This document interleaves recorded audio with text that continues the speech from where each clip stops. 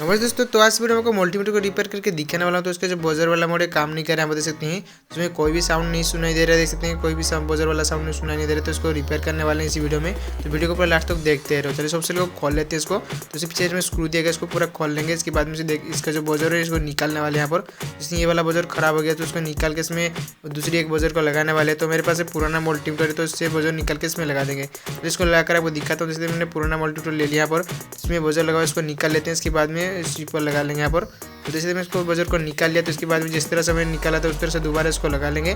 तो इसको लगाकर आपको दिखाता हूँ। तो आपको जैसे निकालना हो तो उसी तरह सेम देख कर लगाना, नहीं तो ये काम नहीं करने वाला जिस तरह से। तो जैसे तो मैंने अच्छे से लगा लिया। चलिए इसको कवर को भी लगा लेते हैं। तो चलिए इसको लगाने के बाद आपको चेक करके दिखाने वाला हूँ। तो वीडियो को पूरा लास्ट तक देखते रहो।